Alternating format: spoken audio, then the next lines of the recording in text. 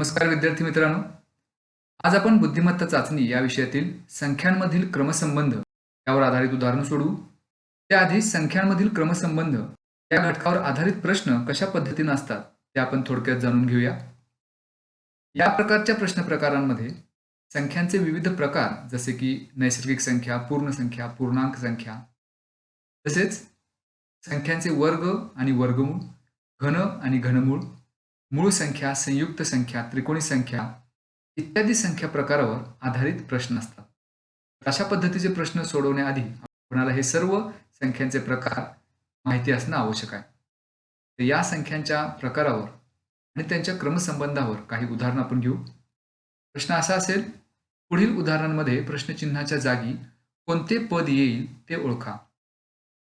पहिली संख्यांची मालिका दिली ज्याच्यामध्ये संख्या आहेत 3, 5, 8, 12, 17, 23, प्रश्नचिन्ह आणि नंतर 38.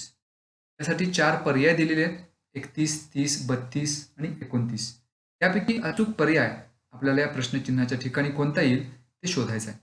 मग त्याआधी या सर्व संख्या यांच्यामध्ये आपल्याला एखादा क्रमसंबंध शोधता येतो का ते पाहावं लागेल. त्यासाठी पहिली संख्या आहे 3, त्यानंतर संख्या आहे 5, 8, 12, 17, 23. प्रश्नचिन्हाच्या ठिकाणी आपल्याला संख्या शोधायची आहे आणि पुढची संख्या आहे 38. तर या सर्व संख्यांच्या मध्ये सलग येणाऱ्या दोन संख्या यांच्यामध्ये काही संबंध आपल्याला दिसतो का बघूया. 3 आणि 2 यामधला जर आपण फरक पाहिला तर तो 2 येतो. त्यानंतर 5 आणि 8 यामध्ये फरक 3चा आहे. 8 आणि 12 याच्यामध्ये 4चा फरक आहे. 12 आणि 17 याच्यामध्ये 5चा फरक आहे. त्यानंतर 17 आणि 23 यांच्यामध्ये 6चा फरक आहे. म्हणजे या प्रत्येक दोन संख्यामध्ये 2, 3, 4, 5, 6 असा फरक आहे. याचा अर्थ 23 आणि त्याच्या पुढची येणारी जी संख्या आहे त्याच्यामध्ये फरक 7चा असला पाहिजे. याचा अर्थ 23 मध्ये आपल्याला 7 मिळवावे लागतील. मग 23 अधिक 7 ही जर बेरीज आपण केली तर इथं संख्या मिळेल 30 आणि 30 आणि 38 मध्ये फरक आहे 8चा. म्हणजे 7चा फरक झाल्यानंतर 8चा फरक 30 आणि 38 मध्ये आपल्याला मिळतो. याचा अर्थ हे जे आपण उत्तर मिळवलेलं आहे 30 हे उत्तर बरोबर आहे. मग हे जे 30 उत्तर आहे हे दिलेल्या पर्यायामध्ये पर्याय क्रमांक 2 आहे. म्हणून या प्रश्नाचं अचूक उत्तर पर्याय क्रमांक 2 30 असं असेल. पुढचं उदाहरण आपण पाहूया. यामध्ये संख्या आहेत 5, 7, 11, 17, 25, 35 आणि 47. पर्याय दिलेत 57, 61, 63 आणि 50. पुन्हा एकदा या दिलेल्या संख्यांचं आपण निरीक्षण करूया आणि त्याच्यामध्ये काही संबंध आपल्याला दिसतो का ते पाहू. पहिली संख्या आहे 5, त्यानंतर 7, 11, 17, 25, 35 आणि 47. इथं सुद्धा कोणत्याही सलग 2 येणाऱ्या संख्यांच्या मध्ये असणारा जो फरक आहे तो आपण फरक पाहूया. 5 आणि 7 याच्यामध्ये 2चा फरक आहे. 7 आणि 11 मध्ये 4चा फरक आहे. 11 आणि 17 मध्ये 6चा फरक आहे. तो फरक आपण इथं लिहून घेऊया. 5 आणि 7 मध्ये 2चा फरक आहे. 7 आणि 11 याच्यामध्ये 4चा फरक आहे. 11 आणि 17 मध्ये 6चा फरक आहे. 17 आणि 25 याच्यामध्ये 8चा फरक आहे. 17 अधिक 8 बरोबर 25. त्यानंतर 25 आणि 35 यामध्ये 10चा फरक आहे. 35 आणि 47 याच्यामध्ये 12चा फरक आहे. तर याच्या पुढची येणारी संख्या आपल्याला काढायची आहे. आता हे जर आपण फरक पाहिले प्रत्येक 2 क्रमांकात येणाऱ्या संख्यांमध्ये ते फरक म्हणजे समसंख्या आहेत. 2, 4, 6, 8, 10, 12. त्यामुळे पुढचा येणारा फरक जो आहे तो 14 असला पाहिजे. म्हणजे 47 आणि त्यापुढील येणारी संख्या याच्यामध्ये 14चा फरक असला पाहिजे. याचा अर्थ 47च्या पुढची येणारी संख्या काढण्यासाठी आपल्याला 47 मध्ये 14 मिळवावे लागतील. मग 47 अधिक 14 ही जर बेरीज आपण केली तर आपल्याला मिळतील 61. म्हणजेच प्रश्नचिन्हाच्या ठिकाणी संख्या असेल 61 जो आपल्याला दिलाय पर्याय क्रमांक 2 मध्ये. म्हणून या प्रश्नाचं अचूक उत्तर असेल पर्याय क्रमांक 2 61. तर अशा पद्धतीनं कोणत्याही 2 क्रमांकात येणाऱ्या संख्यांमधला फरक पाहून त्याचं निरीक्षण करून आपण प्रश्नचिन्हाच्या ठिकाणी कोणती संख्या येईल हे शोधू शकतो. पुढचं उदाहरण पाहूया. पुढच्या उदाहरणामध्ये संख्या दिलेत 7, 21, 35, 49. आणि यासाठी पर्याय आता पुढे दिलेले 63, 56, 70 आणि 65. या आधीच्या दोन उदाहरणांमध्ये आपण दोन क्रमागत येणाऱ्या संख्यांमधील फरक शोधून उत्तर मिळवलं होतं. पण आता इथं जर आपण फरक शोधायचा प्रयत्न केला तर या संख्यात 7, 21, 35 आणि 49 या पहिल्या दोन संख्यांच्या मधला फरक जर आपण पाहिला तर तो 14 आहे. दुसऱ्या दोन संख्यांच्या मधला फरक तो सुद्धा 14 आहे. तिसऱ्या दोन संख्यांच्या मधला फरक तो सुद्धा 14 आहे. म्हणजेच 49च्या पुढची जी काही संख्या असेल ती आपल्याला 49 मध्ये सुद्धा 14 मिळवावे लागतील.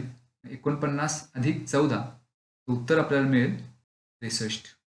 म्हणजेच प्रश्नचिन्हाच्या ठिकाणी संख्या असेल 63 जो असेल पर्याय क्रमांक 1. किंवा हेच आपण अशा पद्धतीने पाहू शकतो पहा. या सर्व ज्या संख्या आहेत 7, 21, 35, 49, 63 या संख्या सर्व 7च्या पटीतील आहेत. म्हणजेच पहिली संख्या आपल्याला मिळणार आहे 7 गुणिले 1 हा गुणाकार केल्यानंतर. दुसरी संख्या मिळणार आहे 7 गुणिले 3 7 त्रिक 21. तिसरी संख्या मिळेल 7 गुणिले 5. चौथी संख्या मिळण्यासाठी 7 गुणिले 7 कारण 7 गुणिले 7 म्हणजेच 49. तर इथं जर आपण पाहिलं तर या संख्या आपल्याला 7 ला सर्व विषम संख्यांनी गुणल्यानंतर मिळतात. म्हणजे 7 ला 1 न गुणल्यानंतर 7 मिळणार आहे. 7 गुणिले 3 21, 7 गुणिले 5 35, 7 गुणिले 7 49. मग पुढची जी विषम संख्या आहे ज्यांना आपल्याला 7 ला गुणायचं आहे ती विषम संख्या 7 नंतर येणारी म्हणजेच 9 म्हणजे 7 गुणिले 9 बरोबर 63. या पद्धतीने विचार केला तरी सुद्धा आपल्याला 63 हेच उत्तर मिळतं. पुढचं उदाहरण पाहूया. संख्या दिलेत 6, 8, 10, 14, 18, 26, 34 आणि आता प्रश्नचिन्ह 2 आहेत. याचा अर्थ दोन संख्या आपल्याला या सिरीजमध्ये शोधायच्या आहेत. पर्याय त्यासाठी दिलेले आहेत 42 50, 50 66, 42 58 आणि 50 82. तर आता या सर्व संख्या आपण लिहून घेऊया. 6, 8, 10, 14, 18, 26, 34 आणि प्रश्नचिन्हाच्या ठिकाणी दोन संख्या आहेत त्या आपल्याला शोधायच्या. पहिल्या दोन संख्यांच्या मधला जर आपण फरक पाहिला तर 6 आणि 2 तर 6 आणि 8 मध्ये फरक येतो 2. 8 आणि 10 मध्ये सुद्धा फरक आहे 2. 10 आणि 14 मध्ये फरक 4चा आहे कारण 10 अधिक 4 बरोबर 14. 14 अधिक 4 बरोबर 18 म्हणून या दोन्हीच्या मध्ये फरक सुद्धा 4 आहे. 18 अधिक 8 बरोबर 26 म्हणून या दोन्हीच्या मध्ये फरक 8 असेल. आणि 26 आणि 34 याच्यामध्ये फरक आहे 8चा. तर इथं जर आपण निरीक्षण केलं तर कोणत्याही दोन क्रमागत संख्यांमधला फरक निश्चित नाही. तर इथं फरक 2-2 वेळा आलेला आहे. म्हणजे पहिले दोन जर फरक आपण पाहिले तर ते 2-2 आहेत.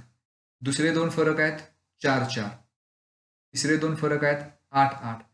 तर त्याच नियमानुसार पुढच्या दोन संख्यांच्या मधले जे फरक असणार आहेत ते असणार आहेत 16 आणि 16. मग आपल्याला 34 नंतर येणारी संख्या आपल्याला शोधायची आहे आणि अशी संख्या शोधायची आहे जी 34 पेक्षा 16 जास्त असेल.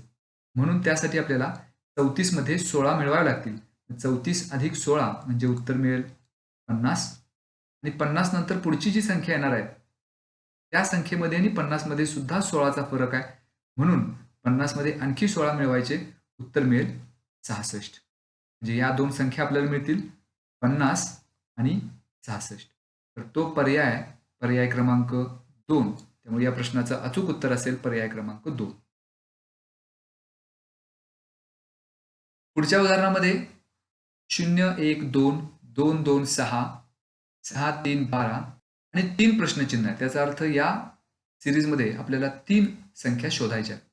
त्यासाठी जे पर्याय दिलेत त्याच्यामध्ये सुद्धा 3-3 संख्यांचे गट दिलेले आहेत. सर्वात आधी या सर्व संख्या आपण लिहून घेऊया.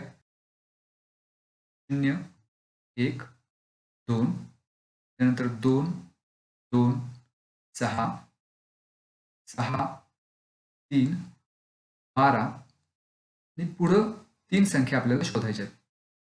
ज्या अर्थी इथं 3 संख्या शोधायच्या आहेत त्या अर्थी आपल्याला 3-3चे गट तयार करावे लागतील. म्हणजे पहिल्या 3 संख्यांचा एक गट तयार करूया.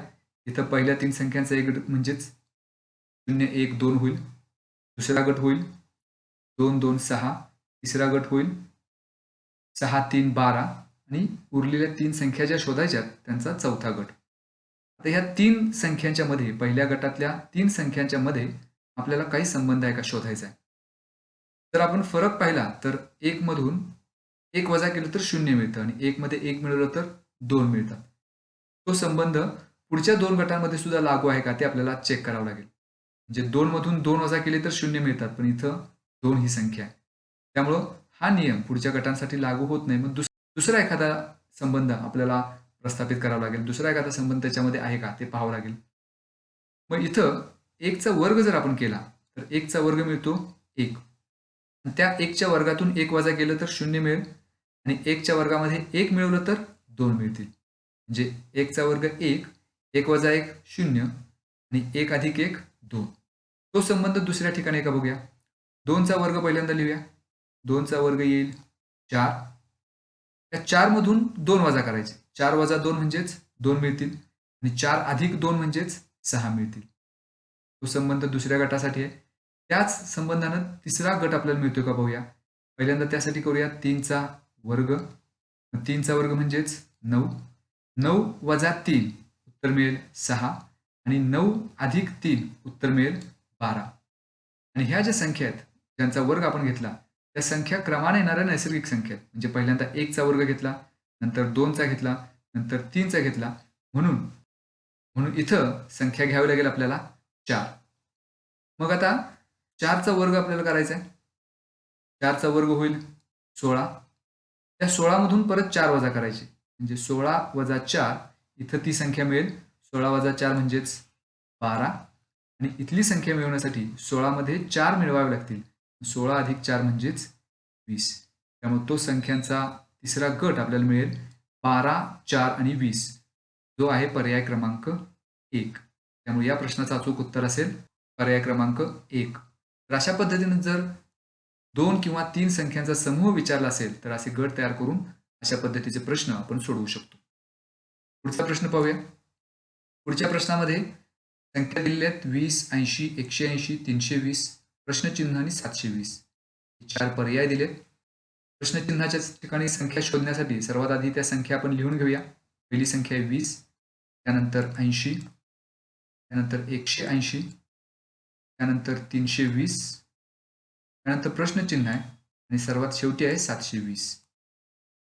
तर जर आपण विचार केला इथं फरक हा पर्याय आपण वापरू शकत नाही, कारण 20 आणि 80 मध्ये 60चा फरक आहे आणि 80 आणि 180 मध्ये 100चा फरक आहे. त्यामुळे गुणाकार करून या संख्यांच्या मध्ये संबंध आपल्याला लावता येतो का पाहूया. 20 गुणिले 4 म्हणजे 20 गुणिले 4 80 मिळेल. 20 चोक 80. पुढची संख्या आहे 180. 20 ला कितीनं गुणलं तर 180 मिळतील. तर 20 गुणिले 9 बरोबर 180. त्यानंतर पुढची संख्या आहे 320. 320 मिळवण्यासाठी 20 ला कितीनं गुणावं लागेल. 20 गुणिले 16. आता हे जर आपण निरीक्षण केलं, 20 ला 4 न गुणल्यानंतर 80 मिळतात. 20 ला 9 न गुणल्यानंतर 180 मिळतात. 20 ला 16 न गुणल्यानंतर 320 मिळतात. ह्या संख्या जर आपण पाहिल्या 4, 9, 16, तर ह्या सर्व पूर्ण वर्ग संख्या आहेत. आणि 20 ला 1 न गुणलं तर पहिलीच संख्या मिळते. पहिल्यांदा 20 ला गुणायचं आपल्याला 1 न. म्हणजे 20 गुणिले 1 म्हणजेच 20. 20 गुणिले 4 80. 20 गुणिले 9 180. 20 गुणिले 16 320. आता या सर्व पूर्णवर्ग संख्यांच्या मध्ये 16 नंतर येणारी पूर्णवर्ग संख्या म्हणजेच 25, जो 5चा वर्ग आहे. म्हणून आपल्याला 20 ला 25 न गुणावं लागेल इथं संख्या मिळण्यासाठी. 20 गुणिले 25 हा गुणाकार जर आपण केला तर 20 गुणिले 25 म्हणजेच 500. म्हणून या प्रश्नचिन्हाच्या ठिकाणी संख्या मिळेल आपल्याला 500. आणि तोच संबंध पुढच्या संख्येमध्ये आहे का ते आपण चेक करू शकतो. म्हणजे 25 नंतर येणारी पुढची संख्या म्हणजेच 36 आहे.